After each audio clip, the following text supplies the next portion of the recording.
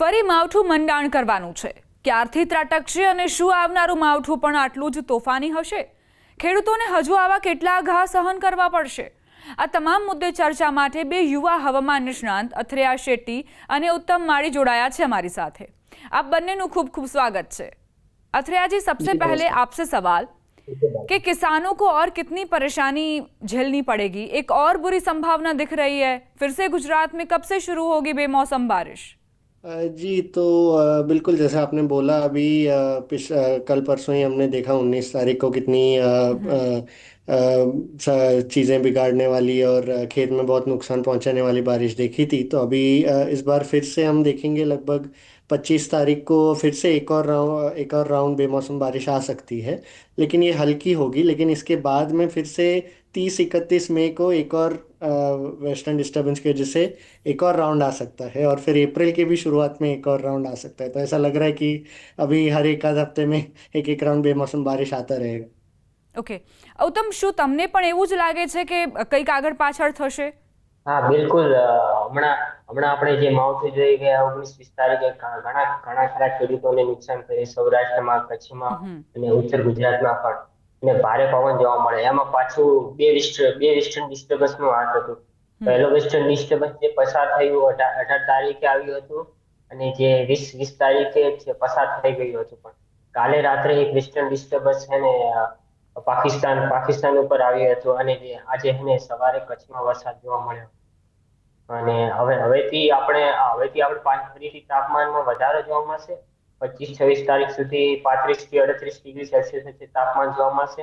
એના બાદ ફરીથી એક માવઠું જે આપણે માર્ચના અંતિમ દિવસોમાં જોવા મળશે 28 થી 30 તારીખ સુધી। अच्छा, अथरिया, नए राउंड की मुख्य वजह क्या मानी जा सकती है? गुजरात में कहाँ कहाँ बेमौसम बारिश होगी और कितने दिनों तक? तो अभी जो अगला राउंड होगा लगभग 25 तारीख को वो मेरे हिसाब से इतना बिल्कुल नुकसानदायक नहीं होगा जैसे अभी हुआ था। और जो 19 तारीख को इतनी तेज़ पवन के साथ में ओलावृष्टि और जो थंडर लाइटनिंग की जोर की थंडरस्टॉर्म हुई थी उतनी नहीं होगी। लेकिन भले ही फिर भी बेमौसम बारिश है तो थोड़ा बहुत वापस नुकसान पहुंच सकता है। लेकिन जो मार्च के अंत में जो 30-31 तारीख को और अप्रैल के जो शुरुआती जो वेस्टर्न डिस्टर्बेंस आएंगे वो फिर से थोड़ी ताकतवर वाले आएंगे। तो इसलिए ऐसा फिर से एक बार हो सकता है कि ज़्यादातर कर सौराष्ट्र, कच्छ और उत्तर गुजरात के इलाकों में फिर से एक बार हानि पहुंचाने वाली और कुछ खेत को भी पाक को भी नुकसान पहुंचाने वाली बेमौसम बारिश देखने मिल सकती है। उत्तम, जो तमारा अनुमाનમાં અથરેયાએ જણાવ્યા એના સિવાય કોઈ ફેરફાર હોય તો જણાવજો। અને બીજું એ કે આવું કેમ વારંવાર થઈ રહ્યું છે? બિલકુલ આમાં કોઈ ફેરફાર નથી। આપણે 25 તારીખે એક વેસ્ટર્ન ડિસ્ટર્બન્સ જે આવવાનું છે એ લગભગ આપણે સૌરાષ્ટ્ર, ઉત્તર ગુજરાતમાં, મધ્ય સૌરાષ્ટ્ર ગણીએ, ઉત્તર ગુજરાત ગણીએ, એમાં છૂટો છવાયો વરસાદ જોવા મળશે। એમાં ભારે પણ નહીં હોય પણ જે દિવસ દરમિયાન ગરમી વધે છે અને બપોર બાદ જે ગરમી હોય છે એના કારણે અસ્થિરતા સર્જાય છે, એના કારણે છૂટો છવાયા વિસ્તારમાં વરસાદ જોવા મળશે। પણ આપણે જે અંતિમ માર્ચના અંતિમ દિવસોમાં જે માવઠું આવશે એ નુકસાનકારક રહેશે, કારણ કે ત્યારે વાતાવરણમાં જે એનર્જી હશે ને એ વધેલી હશે। અને વારંવાર આપણે વેસ્ટર્ન ડિસ્ટર્બન્સના પાછળનું કારણ ગણીએ તો હાલમાં જે એમજીઓ છે, જે મેડન જુલિયન ઓસિલેશન છે, એ હાલ 7 અને 8 પેઢીમાં છે, જે અત્યારે સાઉથ આફ્રિકા સાઈડ જે બે એમ્પ્લિટ્યુડ સાથે જે સક્રિય જોવા મળે છે, જેના કારણે જે કાસ્પિયન સમુદ્રથી વેસ્ટર્न डिस्टर्बेंस आवे छे एमा एमने વધુ તાકતવર આવે છે। अच्छा, इस बार गर्मी के सीजन में बारिश के राउंड गिरने की नौबत क्यों आ पड़ी है? बार बार ऐसे वेस्टर्न डिस्टर्बेंस क्यों आ रहे हैं? जी तो जैसे मैंने फरवरी के अंत में अपनी गर्मी का फोरकास्ट जारी किया था उसमें मैंने पहले ही बताया था कि इस बार मार्च की शुरुआती भाग ज़्यादा गर्म रहेगा, लेकिन फिर उसके बाद में जो प्री मानसून या जो बेमौसम बारिश बोलते हैं वो बार बार आता रहेगा। खासकर मार्च के दूसरे भाग से लेकर अप्रैल में भी काफ़ी ज़्यादा बेमौसम बारिश की आशंका है। और इसका कारण हम मुख्य कारण से दो रूप में देख सकते हैं। एक तो जो पिछले 4 महीने से एक प्रशांत महासागर में लानिना सी स्थिति बनी हुई थी, वो अभी धीरे धीरे न्यूट्रल बन चुका है। और अभी धीरे धीरे जैसे गर्मी का मौसम आगे बढ़ेगा और मानसून का मौसम पास आएगा, तो ये एल नीनो न्यूट्रल से लेके धीरे धीरे एल नीनो की रूप में तब्दील होगा। और इसी के साथ साथ में हम देख रहे हैं कि हाल ही में जो आईओडी है, यानी जो हिंद महासागर का एल नीनो जैसे ही प्रभाव करने वाला एक जो फिनोमेना है, तो उसके हिसाब से हम देखेंगे तो वो भी हाल ही के कुछ हफ्तों में पश्चिम अरब सागर में हवाएं काफ़ी जो समुद्र की जो तापमान थी वो काफ़ी ज़्यादा थी। तो इन सभी के कारण हम देखेंगे कि जब तापमान में ज़्यादा बढ़ोतरी होती है और फिर जब खास करके इसमें नमी आती है, जैसे अभी वेस्टर्न डिस्टर्बेंस भी एक के बाद एक आते हैं, तो जब ला नीना से न्यूट्रल से फिर एल नीनो की जब स्थिति बनती है, तो इनमें हम देखते हैं अक्सर कि ऐसे जो गर्मी के मौसम में है वेस्टर्न डिस्टर्बेंस ज़्यादा आने लगते हैं, क्योंकि जो इसकी जो वायुमंडल और जो एटमॉस्फेयर पर प्रभाव पड़ता है उसकी वजह से ज़्यादा वेस्टर्न डिस्टर्बेंस आते हैं और ज़्यादा दक्षिण की तरफ आने वाली वेस्टर्न डिस्टर्बेंस आती है। अच्छा, और अथरिया, सबसे बड़ी चिंता यह रही है कि क्या अगला जो राउंड होगा वो भी ऐसा ही तूफानी रहेगा, नेक्स्ट जो राउंड आने वाला है? जी, तो जैसा मैंने कहा कि 25 तारीख का राउंड में इतना ज़्यादा नुकसानदायक नहीं रहेगा। कुछ जगहों पे ज़रूर थोड़ी बहुत नुकसान हो सकती है, लेकिन खास करके हमें मार्च के अंत में और जो अप्रैल के शुरुआती जो राउंड रहेंगे एक या दो, उनमें फिर से एक बार नुकसान पहुंचने की उम्मीद है। क्योंकि जैसे उत्तम भाई ने कहा कि फिर से एक बार जब गुजरात की ज़मीन फिर गर्म होने लगेगी तो एटमॉस्फेयर में एनर्जी बढ़ती है और हलचल ज़्यादा बढ़ जाती है, और फिर इसमें जब एक दक्षिण की तरफ सरकने वाला एक वेस्टर्न डिस्टर्बेंस आ गया तो वो फट करके उसमें नमी डाल देती है और फिर और ज़्यादा हलचल होके घने थंडरस्टॉर्म के बादल बनते हैं, जैसे हमने 19 तारीख को देखा था। उत्तम, તમને હવે એક સવાલ કે આ વખતે આપણે પવનની ગતિ જે જોઈ ખૂબ જ તીવ્ર હતી, મિની વાવાઝોડાની જાણે કે અસરો હતી, તો હવે જે માવઠાની શક્યતાઓ છે તેમાં પણ આ જ પ્રકારની સ્થિતિ જોવા મળશે? હા બિલકુલ. કેમ કે એના પાછળનું કારણ એ હતું કે આગળ આપણે જે તાપમાન વધી ગયું હતું 40-41 ડિગ્રી સુધી ઘણા વિસ્તારોમાં, સૌરાષ્ટ્ર, ઉત્તર ગુજરાત અને કચ્છમાં ઘણા વિસ્તારોમાં તાપમાન નોંધાયું હાઈ પ્રેશરના કારણે. એ એક કારણ હતું. અને એના કારણે જે વાતાવરણમાં જે એનર્જી વધી ગઈ હતી, કેપ ઇન્ડેક્સ જે હતું એ 2000 થી 3000 જુલિયન કિલોગ્રામ સુધી જે વધી ગયું હતું, એ ખૂબ જ અસ્થિરતા હતી વાતાવરણમાં. એના કારણે ખૂબ જ ભારે પવન અને કરાર જોવા મળ્યા કચ્છ અને સૌરાષ્ટ્ર। अथरिया, आपसे एक सवाल कि इस राउंड में ज़्यादा से ज़्यादा कितनी बारिश हो सकती है, सबसे ज़्यादा असर कहाँ कहाँ देखने को मिल सकती है?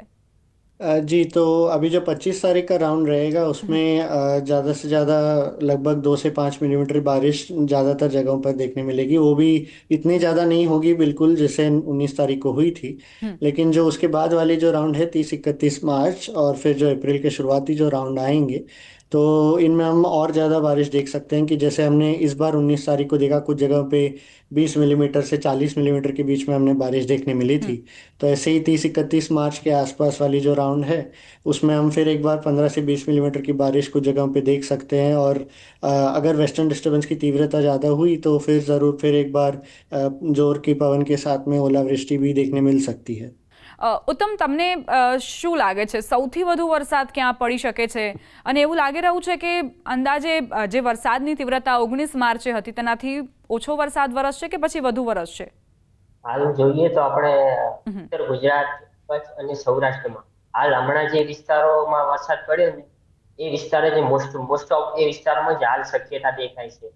પણ આપણે ગણીએ કે માવઠાની તીવ્રતા બાબતે ગણીએ તો હાલમાં જે ટેમ્પરેચર 45 થી 38 સેલ્સિયસ વચ્ચે જશે, એટલી પણ એનર્જી નહીં મળશે, એટલી એનર્જી માવઠા નહીં મળશે। પણ જે જેટ છે જે ખૂબ જ દક્ષિણ તરફ ઝૂકી રહી છે ને એના કારણે અરબી સમુદ્ર તરફથી બહુ જ તીવ્ર ભેજવાળા પવનનો જે ફૂંકાશે, એના કારણે સંભાવના ગણીએ કે કરા સાથે સૌરાષ્ટ્ર, કચ્છ અને ગુજરાતમાં કરા સાથે પવન સાથે વરસાદ જોવા મળશે। પણ પવન હવે એટલી પવનની तीव्रता नहीं रहશે જે આપણે આગળ આપણે જોઈએ। अथरिया, इसके बाद अप्रैल में भी बिन मौसम बारिश का कहर रहेगा क्या? यदि रहेगा तो कब और कितना? जी बिल्कुल, अप्रैल में भी मैंने जो गर्मी का पूर्वानुमान जारी किया था उसके हिसाब से अप्रैल में भी काफ़ी ज़्यादा बेमौसम बारिश के राउंड देखने मिल सकते हैं। और इसका सबसे ज़्यादा प्रभाव क्यों गुजरात पर इतना हो रहा है, क्योंकि गुजरात में हम देखते हैं खास करके मई के अंत तक सामान्य रूप से हम प्री मानसून की ऐसी थोड़ी बहुत गतिविधियां देखते हैं, लेकिन इस साल और फिर पिछले कुछ साल में भी हमने देखा है कि मार्च अप्रैल में भी ऐसी गतिविधियां बढ़ने लगी है।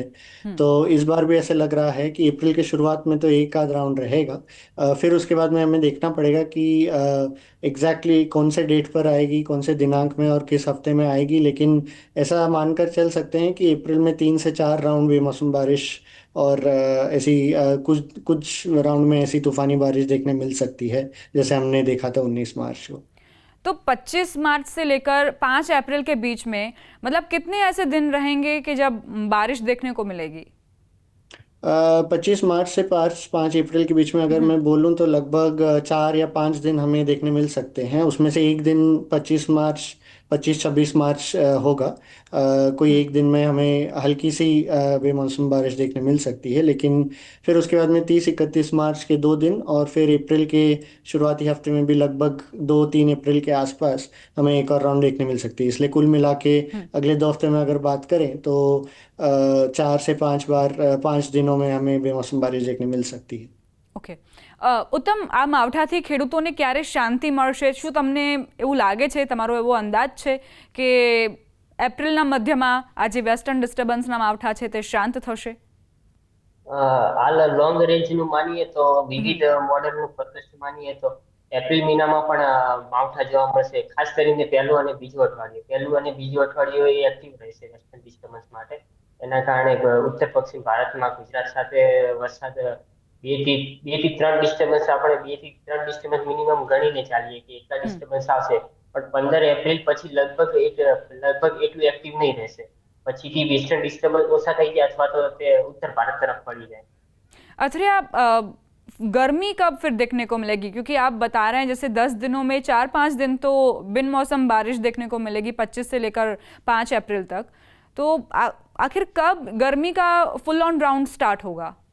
जी तो मेरे हिसाब से तो जो इस साल की जो गर्मी थी, जो सबसे तीव्र राउंड थी, वो मार्च के शुरुआती भागों में ही बीत चुका है, ऐसा मेरा अच्छा. पूर्वानुमान है। और जो अभी भी ज़रूर अभी देखेंगे कि अभी फिर से आज से लगभग पूरी गुजरात में शांत माहौल हो गया है, कच्छ के कुछ इलाके छोड़ के।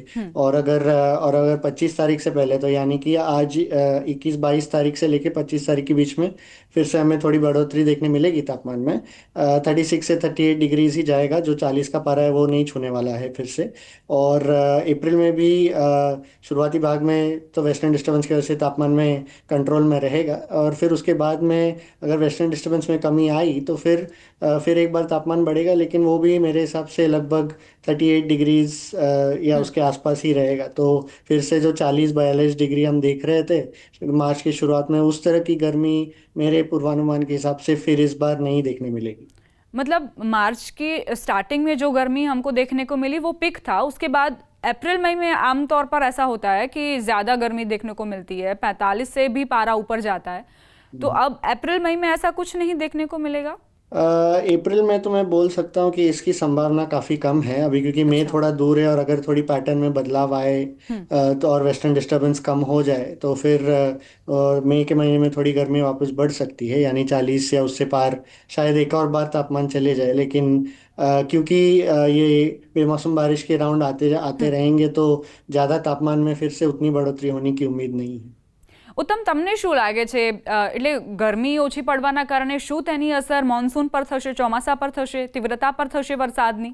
હા બિલકુલ, તાપમાન ઓછો હોય એના કારણે ચોમાસા ઉપર જરૂર અસર જોવા મળતી. એના પાછળ કારણ હોય છે કે રાજસ્થાન પાકિસ્તાન ઉપર એક મોન્સૂન સિઝનલ લો પ્રેશર બનતું હોય છે, એના ઉપર જરૂર અસર પડે છે, કેમ કે ઓછા તાપમાનને કારણે એ મજબૂતાઈથી બનતું નથી.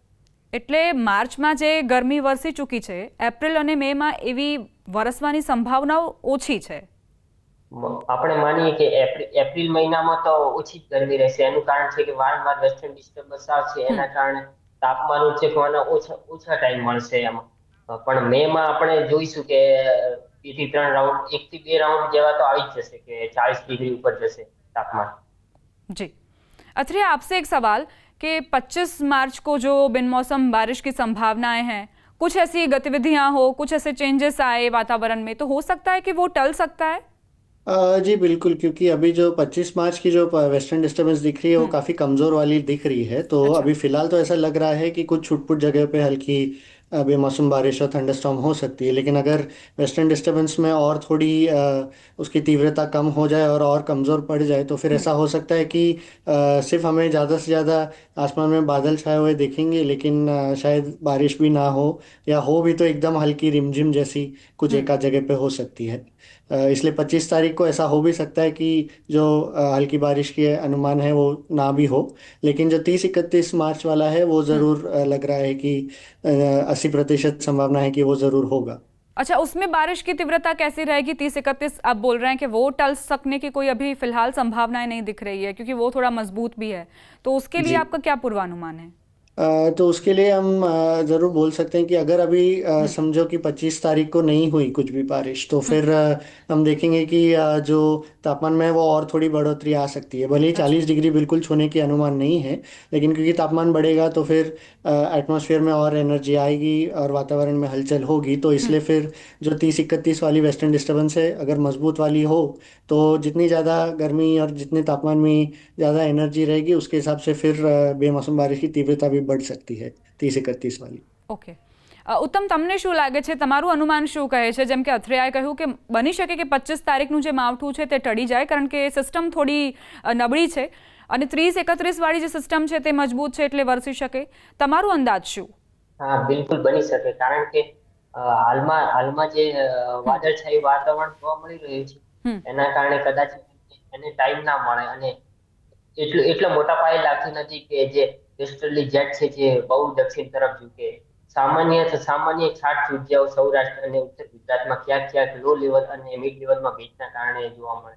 બાકી જે અંતિમ માર્ચના અંતિમ દિવસોમાં જે માવઠું થશે એ લગભગ વધારે સંભાવના લાગે છે, કારણ કે તે સમયે લગભગ વાતાવરણમાં એનર્જી ફરીથી સંપૂર્ણ થઈ ચૂકી હશે. અથરેયા અને ઉત્તમ, આપ બંને અમારી સાથે જોડાયા અને આ જાણકારી આપી તે બદલ આપનો ખૂબ ખૂબ આભાર.